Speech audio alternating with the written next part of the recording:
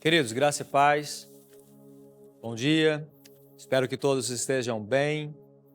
Eu louvo ao Senhor pela sua vida, louvado seja o nome dEle, porque o Senhor tem sido fiel conosco todo o tempo. Nós temos visto a fidelidade do Senhor para conosco todo o tempo. Eu fico muito feliz de quando eu vejo, de quando eu escuto, quando as pessoas chegam até mim, testemunham, olha, aconteceu isso, o Senhor é fiel, eu me alegro muito. Eu sei, o nosso Deus, Ele é fiel, o nosso Deus é poderoso, o nosso Deus é maravilhoso. Eu espero que você, ao longo desses minutos que nós passaremos, você tenha o teu coração aberto, seus pensamentos voltados para as coisas dos céus, para as coisas de Deus, que você possa ter um entendimento, uma compreensão da palavra, que o Espírito Santo de Deus nos ajude, para que nós possamos juntos aprendermos, a compreendermos, que o Espírito Santo de Deus venha falar comigo, com você, nos direcionando, nos mostrando, que nós possamos aprender mais de Deus. Amém? Então eu gostaria de convidar você a orarmos, a falarmos com o Senhor. Se porventura, se você puder fechar os seus olhos, obviamente, se você estiver dirigindo, isso não dá, não faça isso. Mas nós vamos orar, falar com o nosso Pai. É muito bom falar com Deus. Amém? Vamos orar? Querido Deus e Pai, muito obrigado, Senhor, pela nossa vida. Obrigado, Senhor, pelo privilégio, Pai, de estarmos mais uma vez na Tua presença. Mais uma vez, Senhor, de estarmos, Pai, aprendendo mais de Ti. Espírito Santo, eu quero te pedir que o Teu Espírito venha nos ajudar, que o Teu Espírito venha nos abençoar, que o Teu Espírito, Pai, venha, Pai, abrir, Pai, o nosso entendimento, para que nós possamos compreender, entender o que Teu Espírito quer falar conosco. Através, Pai, da Tua palavra, que tenha a revelação, Senhor, plena no nosso entendimento. Eu quero te pedir, Espírito Santo, fortalece, Pai, as nossas vidas, fortalece, Pai, todo aquele que ora comigo agora. Eu quero te pedir, Senhor, abençoa, Pai, os lares, que cada lar, Senhor, neste momento seja um altar levantado para Ti, aonde, Pai, o sacrifício é depositado, aonde, Pai, a brasa não se apaga, aonde, Pai, o sacrifício é depositado e o Senhor recebe. É o nome do Senhor Jesus. Pai, eu quero te pedir, Pai, se porventura tem alguém que está, Senhor, assistindo, que está orando juntamente conosco agora, que está clamando, pedindo, Pai, pela sua vida, pela uma intervenção divina, que Teu Espírito venha, Pai, agir, que o Teu Espírito venha, Pai, de encontro às necessidades de cada um. Eu quero te pedir, Espírito Santo de Deus, olha para a necessidade de cada um e age. Vai agindo, Senhor, em o nome de Jesus. Espírito Santo de Deus, age. Tu tens liberdade, Espírito Santo de Deus, para fazer.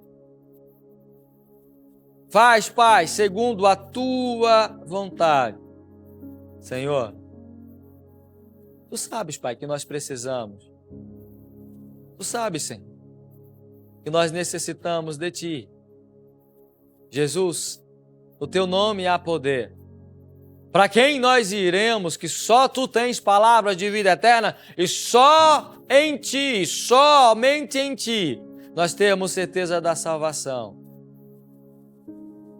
Senhor, se porventura, Pai, tem alguém que está precisando de cura, Senhor, Tu és a nossa cura.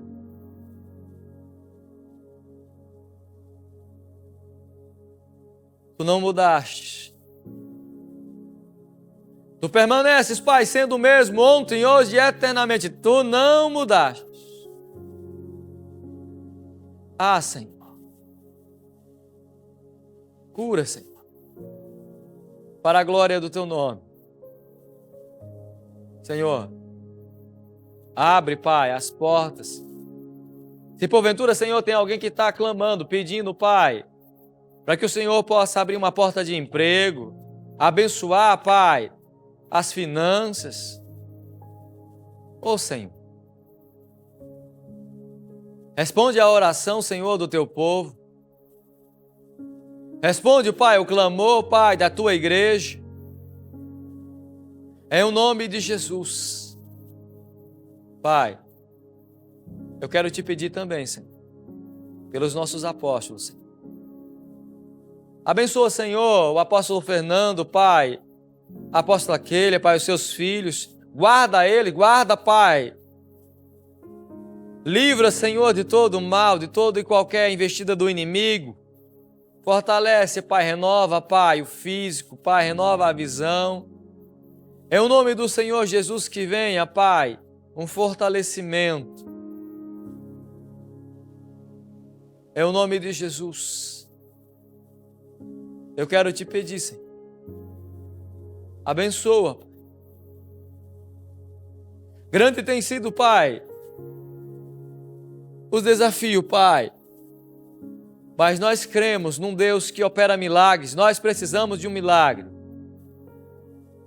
Pai, abre as portas, Pai. Abençoa, Pai, as finanças da igreja, as finanças do CEF, Senhor. Prospera, Pai. O Senhor sabe das necessidades. Pai, o Senhor sabe que ali o CEF está precisando, Pai, de um trator. E nós Te pedimos, Senhor, vem, Pai, de encontro à necessidade. Pai, Tu provê, Tu és o dono do ouro, da prata. O Senhor provê todas as coisas. Nós depositamos, Pai, a nossa confiança em Ti, não é em homens, Pai, é em Ti. É por isso, Pai, que nós Te louvamos, Te agradecemos, em nome de Jesus. Muito obrigado, Senhor, pelos milagres que nós já temos vivido, pelos milagres que estão chegando, pelos milagres que estão vindo. Muito obrigado, Pai. Em nome de Jesus, amém. Amém? Glória a Deus. Queridos, é interessante nós termos essa consciência, é interessante nós, quando orarmos, sabermos que estamos falando a um Deus que responde a oração, a um Deus que nos ouve, a um Pai que nos escuta. E Ele tem prazer de ouvir as nossas vozes. Queridos, eu tenho ministrado já dois programas anteriores a respeito de Jesus, dando uma ênfase em algumas características dele. Eu amo o livro de João, onde é um livro assim de fácil entendimento e compreensão, onde é um livro que é repleto de revelação. É um livro onde ele fala a respeito, ele é bem claro a respeito das características de Jesus. No programa anterior eu havia mencionado, eu havia falado, eu havia dado entrada falando um pouco a respeito das características de Jesus, até havia falado que seria um programa um pouco mais diferenciado. Eu gostaria de continuar. Obviamente que eu não conseguirei falar nesse programa agora todas, que o livro de João, ele mostra, ele nos traz. Obviamente que as características dele, assim, de Cristo, é muito mais do que nós podemos mencionar aqui. Então eu vou tentar dar continuidade para nossa meditação. Eu havia falado anteriormente, no programa anteriormente, eu havia falado sobre uma das características dele, que ele fala aqui a respeito do pão da vida. João capítulo 6, a partir do versículo 22, nós já ficamos aí em alguns versículos, onde faz Jesus, onde ele fala a respeito também de como a multidão se aproxima dele, busca ele por conta do que Jesus fez, do milagre que Jesus fez, por conta da provisão que Jesus deu. E aqui eu quero continuar falando a respeito. Eu estava falando no programa anterior, eu falei 6 características de Jesus. Eu parei na 6ª, que é a respeito do pão da vida, que é João, a partir do 32, 58, enfim. Tem bastante coisa. E eu quero falar agora a partir da característica 7. Uma das características que o Evangelho de João, ele vem relatando, vem nos mostrando.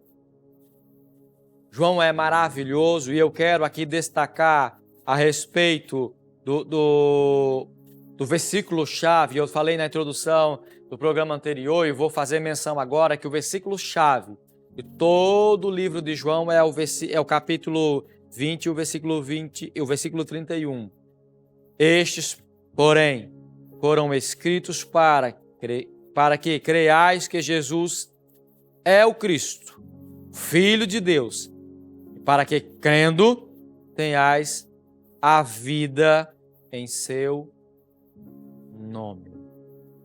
Então esse é o ápice da vida cristã, a vida eterna, e é o versículo-chave de todo o livro de João.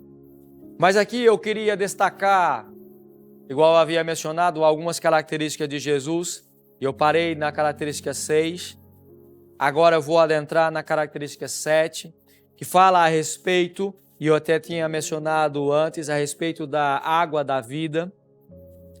Eu tinha falado anteriormente, se porventura você tiver possibilidade de anotar, anota, porque não dá tempo, e obviamente num programa que ele é limitado o tempo, não dá tempo de nós adentrarmos, mas se você anotar, você na sua casa, você pode meditar. Você pode meditar em cada característica dessa, você pode gastar mais tempo em cada característica dessa. Aí fica mais fácil você ter uma compreensão melhor, você ter um entendimento melhor. Ore, peça ao Espírito Santo de Deus que possa abrir o seu entendimento para que você possa ter um entendimento pleno, uma revelação da palavra. Amém? Então, no capítulo 7, no versículo 37, é interessante nós vermos, e eu quero ler. No capítulo 7, ele dá uma introdução. No capítulo 7, ele fala a respeito da incredulidade dos irmãos de Jesus. Ele fala a respeito de quando Jesus percorria a Galiléia, a Judéia, aonde as pessoas procuraram matá-lo. Aí aqui eu vou ler no capítulo 7, eu vou ler no versículo 37.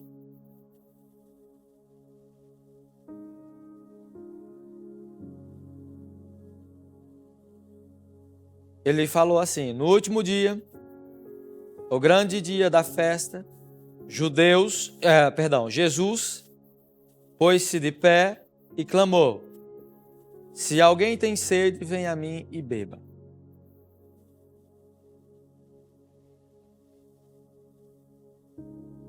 Por que Jesus estava falando isso? Porque as pessoas naquela época elas estavam sedentas, buscando querendo que viesse um rei que sentasse no trono e que governasse no âmbito do reino carnal, trazendo segurança, prosperidade. Trazendo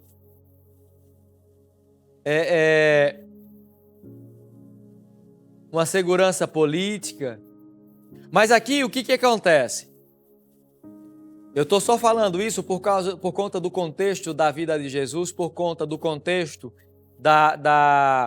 do que havia acontecido anteriormente nos outros capítulos, aonde procuraram matar Jesus, quando Jesus se revela e fala que Ele é o pão da vida, e aí eles falam blasfêmia, enfim, toda essa perseguição que se adentra, que fala, que segue através da vida de Jesus. E aqui quando ele fala a respeito aqui, no último dia, o grande dia da festa, por conta das festas que havia acontecido, enfim, as festas do povo judeu,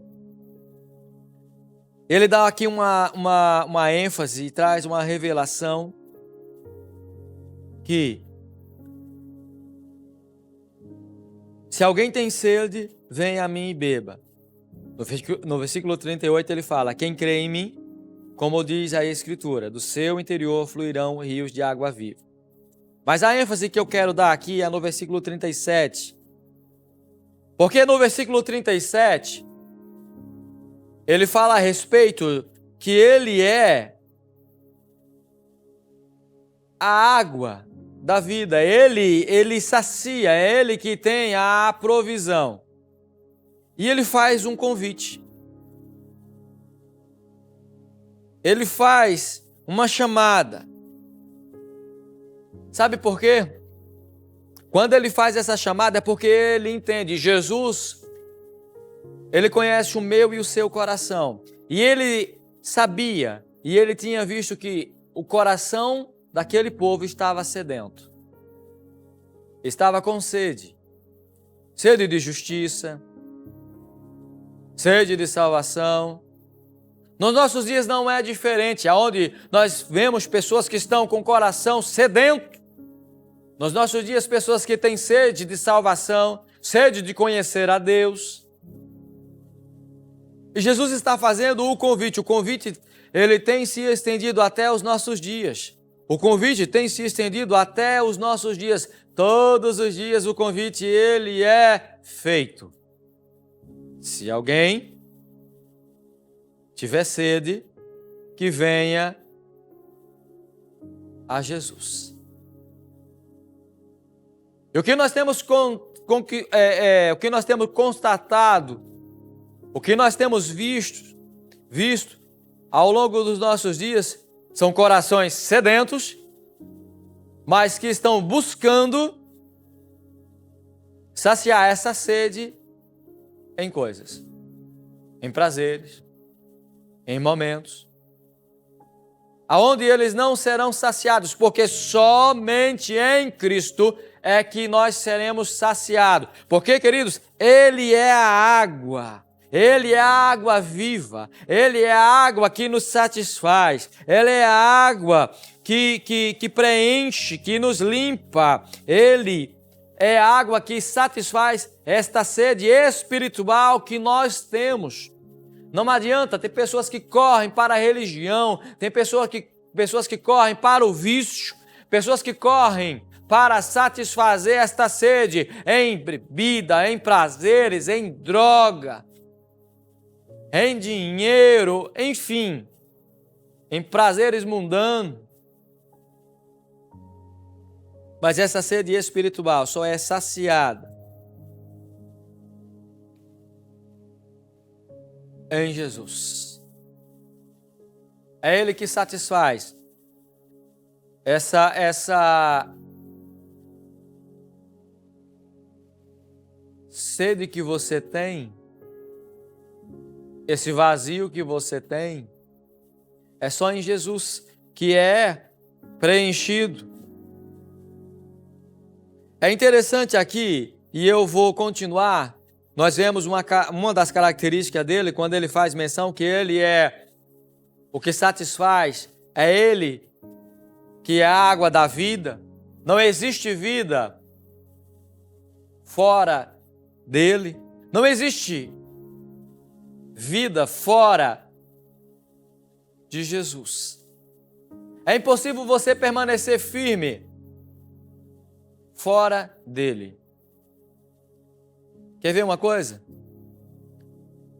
Pegue um peixe, tire ele da água, coloque ele fora. Em pouco tempo ele morre. Sabe por quê? Porque ele foi tirado do habitat dele natural. Ele foi tirado do lugar dele de vida. É a mesma coisa. Essa sede que você tem só é preenchida em Jesus. E você fora dele, você morre. Você fora dele, você perece. Por quê? Porque você sai do habitat natural que é em Cristo. E essa sede é saciada somente nele. Amém? E aí vamos dar continuidade, porque eu gostaria de falar, igual eu havia mencionado, das características de Jesus destacada aqui no livro de João. Aqui, a partir do capítulo 8, do 3 ao 11, ele dá uma ênfase a respeito de Jesus como o defensor.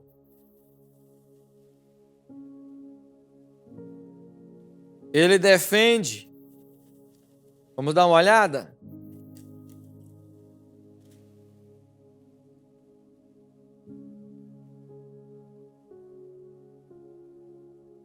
Ele defende, logo no início do capítulo 8,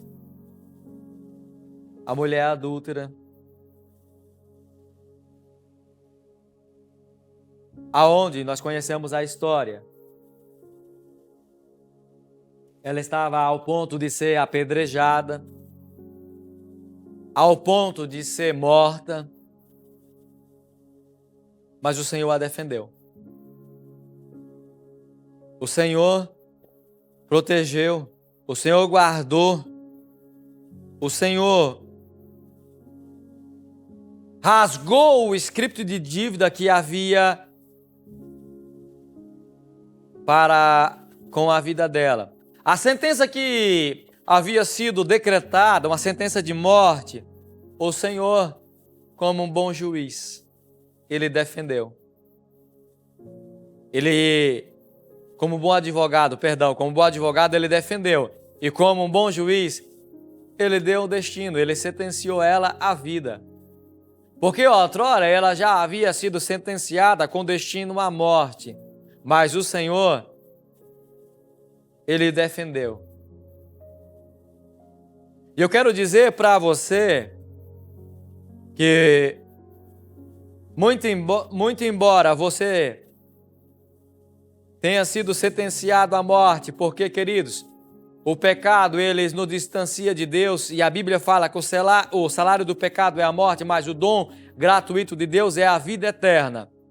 Se nós nos achegarmos a Cristo, se nós entendermos isso, nos apegarmos a Ele, Ele nos defende, é Ele que nos protege, mesmo sendo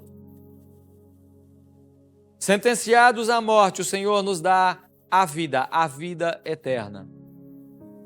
Muitas pessoas que estão me assistindo agora têm sido sentenciados pelo inferno, por Satanás, a uma morte espiritual, uma morte eterna. Mas Cristo está falando para você: eu te defendo.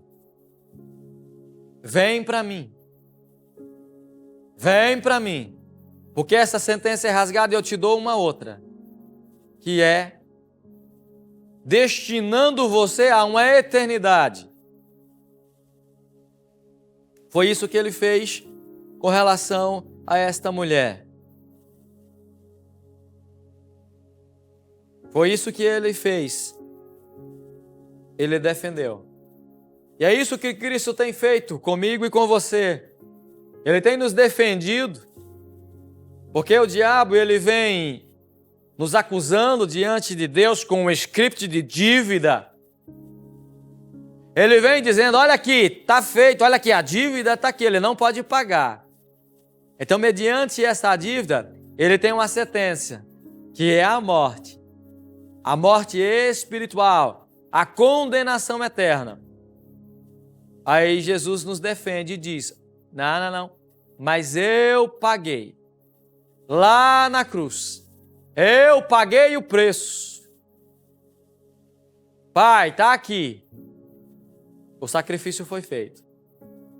Mediante isso, automaticamente, mediante essa intervenção de Cristo, automaticamente a sentença ela é alterada. Então, isso aqui é uma das características de Jesus, defensor. E aí nós vamos para o capítulo 9. Outra característica dele, a luz do mundo. Jesus, a luz do mundo. No capítulo 9, do 1 ao 39, ele fala sobre isso. Ele é a luz que nos conduz, uma luz que dissipa todas as trevas. E aí é interessante nós meditarmos e nós entendemos. Medite na sua casa, no capítulo 9, que eu acabei de mencionar, do 1 ao 39.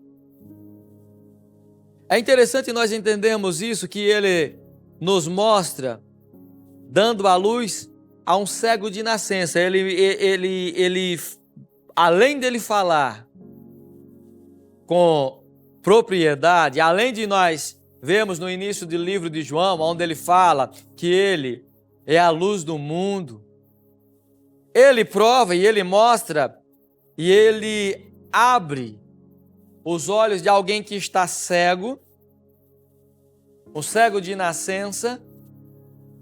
Ele abre, e aqui eu quero abrir um parênteses.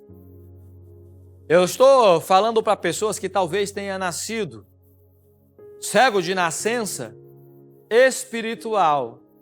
Como assim? Cego de nascença sem conhecer a Cristo, sem conhecer a Deus. E é por isso que Jesus, quando ele opera esse milagre, ele cura este cego de nascença, ele está mostrando com propriedade para o seu povo que ele já havia mencionado que ele é a luz do mundo. E olha só, a manifestação do milagre, mesmo essa pessoa sendo nascida cega de nascença, ele abre os seus olhos para enxergar no mundo natural, mas também ele está mostrando no mundo espiritual. Vocês que estão andando nas trevas, eu sou a luz, eu quero abrir o seu entendimento, eu quero trazer a revelação do reino de Deus para você. Eu quero trazer a revelação para que os seus olhos sejam abertos, quem você é, quem eu sou, para onde você vai e qual será a tua posição em Deus. Era isso que ele estava mostrando, curando este cego de nascença. É isso que ele está falando para nós hoje. Ele quer dissipar toda a treva que você tem vivido, todas as trevas que você tem andado. Quando você se chega a Cristo, quando você se chega a Ele, há uma luz de Cristo que reflete em você e as trevas são dissipadas. Tem pessoas que estão andando nas trevas e pasmem. Mesmo tendo o conhecimento que estão andando em trevas, eles se conformam e vão se adequar a andar naquele ambiente a qual não é o seu habitat natural. Porque Deus nos fez para andar em luz, para andar em santidade, para andar na sua presença, não para andarmos em trevas. E aí Cristo veio para dissipar todas as trevas. E aí você que está me assistindo, você pode dizer, mas eu não estou andando em trevas. Eu consigo enxergar. Ah, é? Quantas pessoas que têm andado em trevas espirituais e não conseguem entender? Você quer ver um exemplo? Simples. Pessoas que estão andando numa cegueira espiritual, eles não conseguem ver além daquilo que os outros descrevem. É forte, né?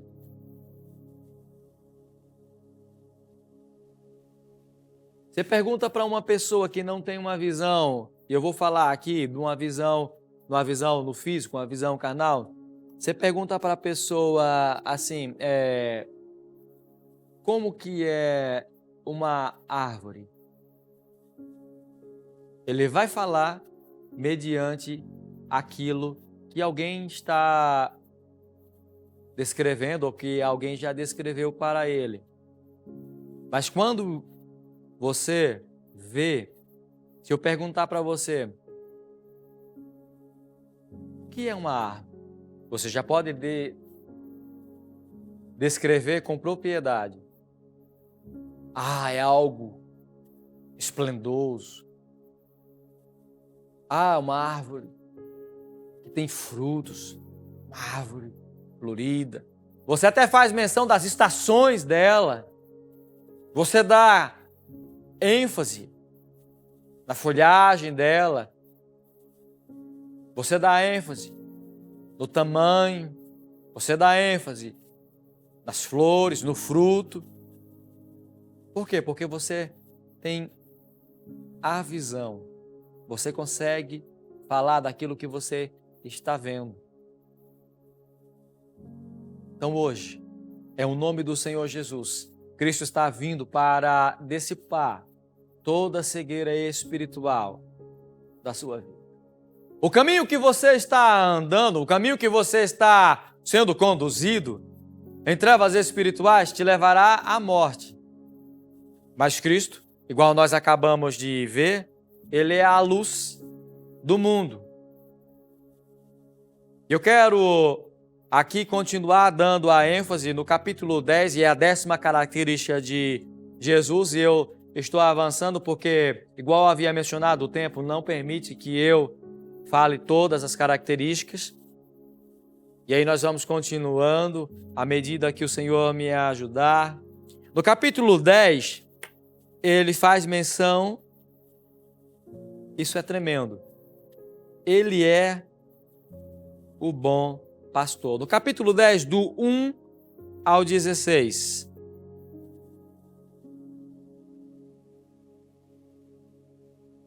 Ele faz menção quando ele relata que ele é o bom pastor. E o bom pastor, ele cuida do rebanho com extremo cuidado e dá a vida pelas suas ovelhas. Vamos dar uma olhada? Na introdução do capítulo 10, quando ele fala a respeito do que ele é o bom pastor, e que o bom pastor ele dá a vida pelas suas próprias ovelhas, eu quero chamar aqui a sua atenção, qual foi, ou qual é, a religião, ou o profeta, ou a pessoa, enfim, que deu a vida pelos seus. Não tem. Não tem. Por quê? Porque isso é uma única característica do Filho de Deus. Quando João menciona, eis aí o Cordeiro de Deus, que tira todo o pecado do mundo. Ele se entregou. Ele que morreu, ressuscitou. E é Ele que é o bom pastor. É Ele que conduz as suas ovelhas. Por quê? Porque ele é o pastor que fala com propriedade. Ele sabe quem são as suas ovelhas. Ele já padeceu por elas. E ele cuida das suas ovelhas.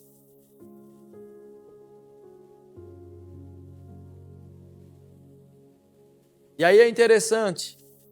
Eu abri um parêntese anteriormente, logo no início aqui da fala, quando eu falei sobre o Cordeiro de Deus, João fala, enfim, das ovelhas.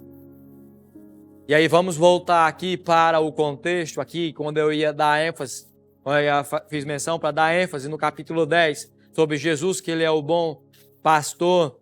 E é interessante aqui no capítulo 10, no versículo 1,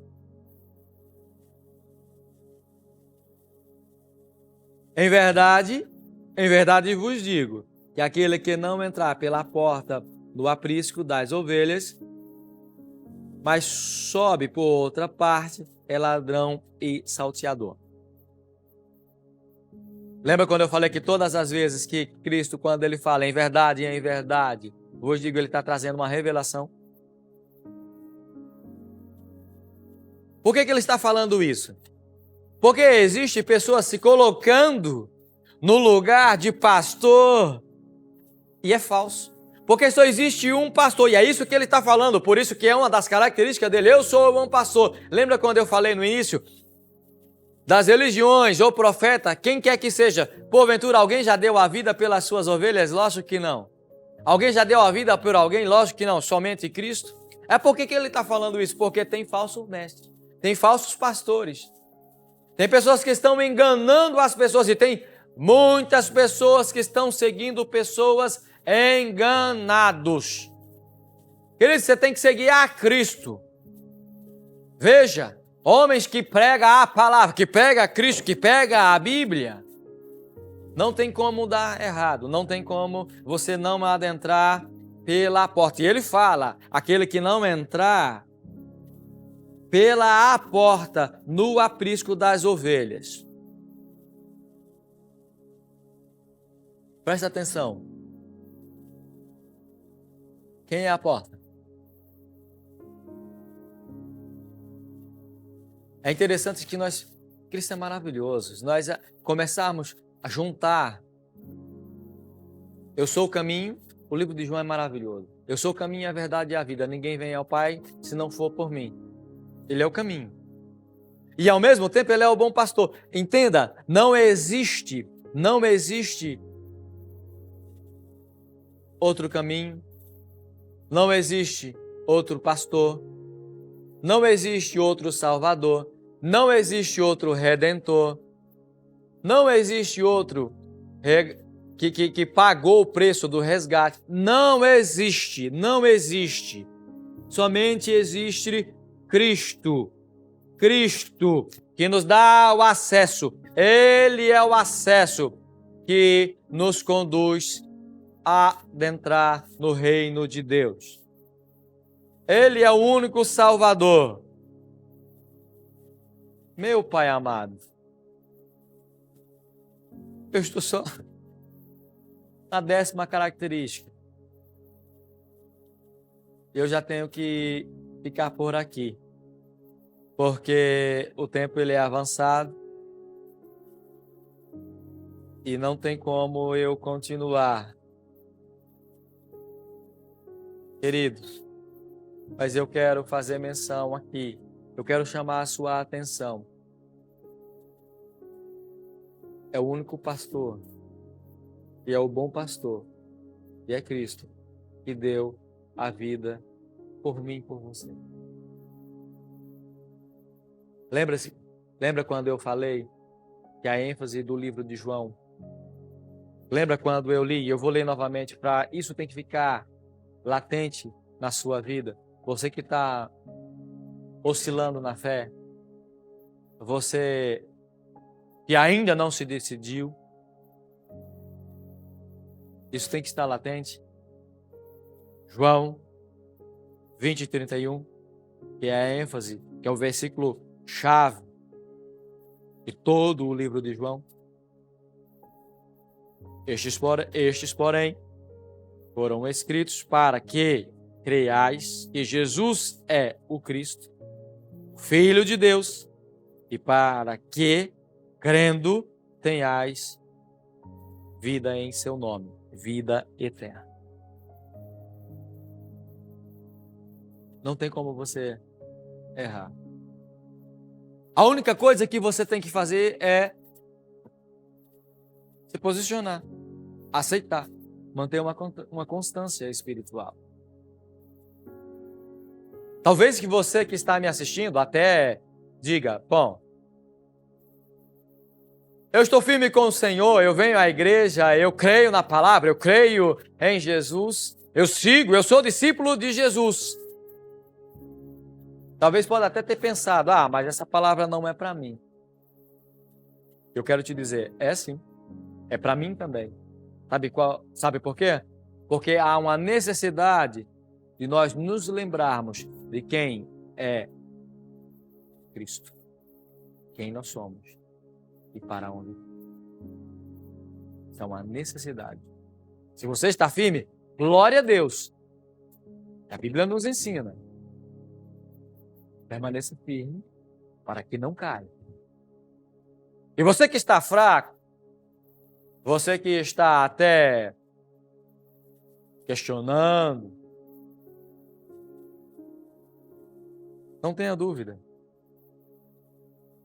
Não tem dificuldade de uma compreensão. Eu espero que o Espírito Santo de Deus tenha falado com você, que ele possa abrir a sua mente para que você possa compreender. Amém? Se porventura você ainda não entregou sua vida para Jesus, ainda dá tempo. Se porventura você está desviado, ainda dá tempo de você se reconciliar. Ainda dá tempo. Ainda dá tempo. Amém? Eu quero orar com você, eu quero abençoar a sua vida. Se Deus me conceder, eu quero ainda falar, ainda existem ainda 11 características de Cristo em todo o capítulo, em todo o livro de João. E eu quero orar por você. Pai, eu quero te louvar, te agradecer por tudo que o Senhor tem feito. Obrigado, Senhor, por esta palavra. Obrigado, Senhor, pela tua fidelidade. Obrigado, Senhor, porque o Senhor é fiel. Obrigado porque até aqui o Senhor tem nos sustentado. Pai, eu quero abençoar a vida de cada um. Que tenha, Pai, um entendimento, a revelação da tua palavra. Que todo questionamento, que toda dúvida vá embora em nome de Jesus. Que seja claro, que eles tenham a mente aberta. Que eles saibam quem é Jesus.